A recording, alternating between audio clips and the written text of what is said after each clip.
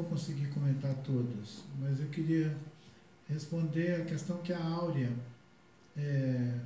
nos apresentou, tomando a realidade ampla que nós estamos vivendo, se a demanda, né, se a agenda de luta dos povos que estão ligados com a terra,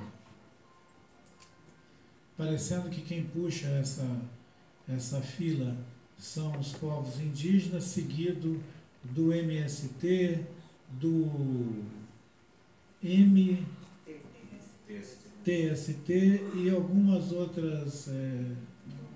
Eu não mencionou os quilombolas, mas eu acho que até entendi porque ela não mencionou os quilombolas.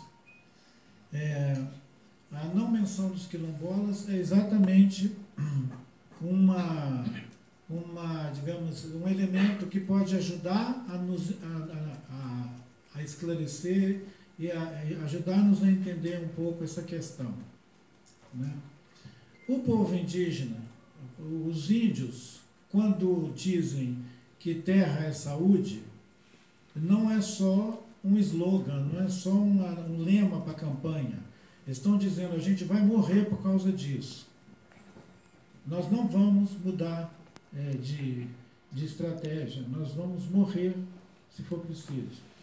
O MST, ele faz a mobilização em torno da terra como estratégia, entendeu? Circunstancial, tensionando as relações com o Estado autoritário e pondo questões que, de fato, não são as questões que mobilizam. Os outros movimentos ligados com demanda de terra não têm na terra o seu único lugar de existência. A terra, para esses também, é mercadoria. Todos os outros grupos, à exceção dos índios e dos quilombolas, terra é mercadoria. Então é uma disputa que cabe muito bem dentro da lógica do capitalismo e dentro de um Estado autoritário e manipulador. Essas demandas cabem dentro desse aparelho. É lógico. É por isso, inclusive, que mesmo numa ditadura você pode ter um programa de reforma agrária. Mesmo o governo mais imbecil, ele é capaz de incluir no programa dele a reforma agrária. Ele não vai dizer o que é isso, mas ele vai incluir, porque cabe. É produção, vai botar o pessoal para produzir para o mercado, vai integrar essa gente no mercado. Agora, o que não é admissível num organismo contraditório, como são as relações dentro do Estado capitalista, organizado com a economia capitalista, é que você respeite as autonomias de povos que vão estar em territórios, além de terra, territórios, e que têm identidade e que estabelecem governança nesses territórios a partir das suas perspectivas. E não tomam posse de glebas de terra para produzir para o mercado. Nem soja, nem nada.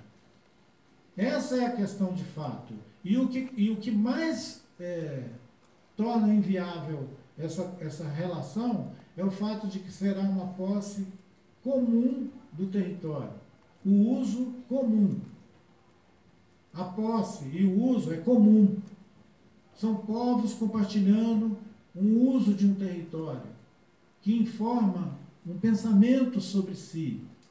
É diferente, gente, de um monte de pessoas tomar conta de uma gleba de terra que depois ele pode plantar, sei lá, flores ou batata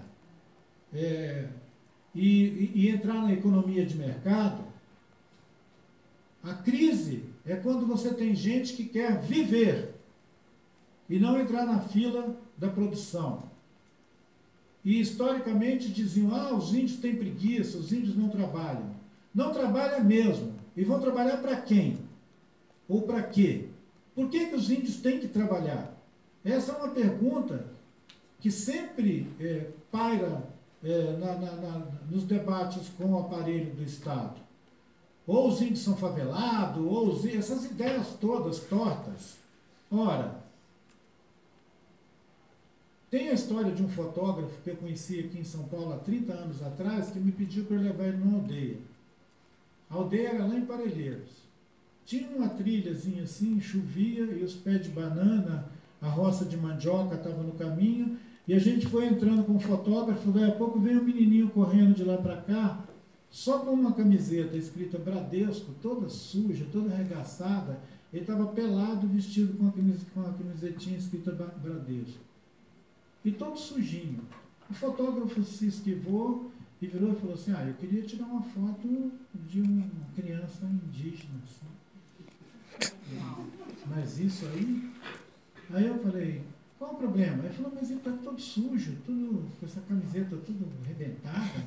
Eu falei, mas isso aí é o que vocês deram para ele. Olha aqui no espelhinho. Vocês deram isso. Agora vocês estão dizendo que eles são favelados? Então, quem vê o pessoal do Jaraguá como favelado, deveria prestar atenção no que foi que essa história do Brasil dá para os índios. É isso que dão para os índios. Vocês acham que é ruim morar no Jaraguá? Então, que tal respeitar um povo que vive igual os Yanomami lá na fronteira com a Venezuela, em vez de ficar o tempo inteiro sacaneando eles e dizendo que eles são preguiçosos, que vivem numa floresta imensa e não fazem nada? Então, é uma coisa assim, absurda. Quer dizer, não tem nenhum jeito dos índios agradarem aos seus amigos brancos. Talvez a única maneira de eles agradarem a opinião desse outro era não sendo nada. Porque sendo eles mesmos, eles são um problema, porque eles não conseguem entender a coisa toda, eles não se socializam.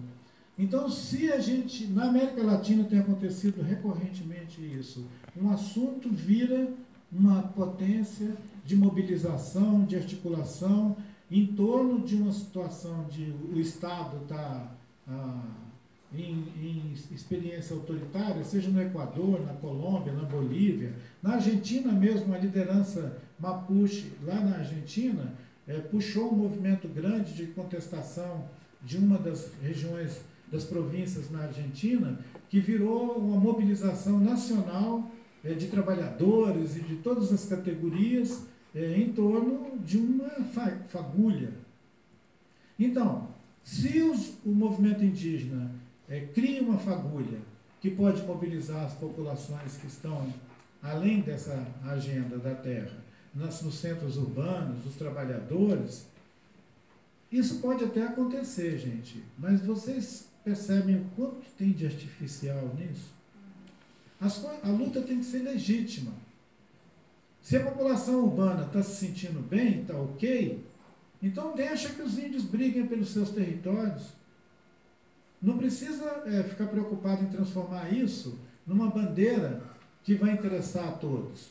Agora, se estão incomodados, se estão de verdade percebendo que a mudança climática, que a falta de água, que a qualidade de vida urbana é uma merda, então se movam para que essa coisa mude. Porque eu não acho que viver na cidade seja o destino de todo mundo. E, de certo, não é o destino final dos índios ir morar numa cidade. Em nenhuma cidade. Nem no Jaraguá, nem no Rio de Janeiro, em nenhum lugar. Essas situações em que tem povos indígenas vivendo em situação de trânsito, em regiões urbanas, ela é o resultado de uma guerra constante que nós estamos sofrendo há muito tempo.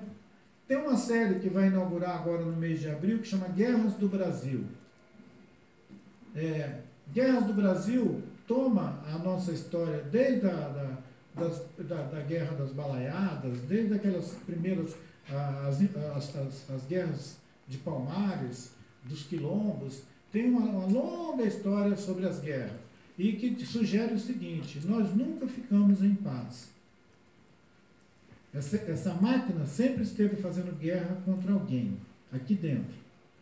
Uma hora são os índios, uma hora são os negros, outra hora são os pobres em geral, os que vivem, os que estão no contestado, ou alguma categoria, ou alguma etnia. Essa máquina, ela vive fazendo guerra, gente. Então, nós não podemos ser tão assim, ingênuos, ou, se me perdoem a palavra mais pesada, tão alienados a pontos de ficar achando que nós estamos numa ilha.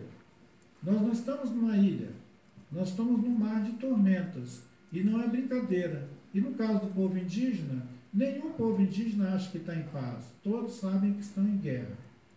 As mobilizações, se virem a acontecer a reboque da demanda dos índios sobre a relação com o Estado, é muito bom que siga, mas eu acho que o pessoal que vive nas grandes cidades e as categorias de trabalhadores, inclusive os trabalhadores da saúde, eles têm motivo de sobra para eles mesmos se levantar sem ser em solidariedade aos outros. É isso. Nossa.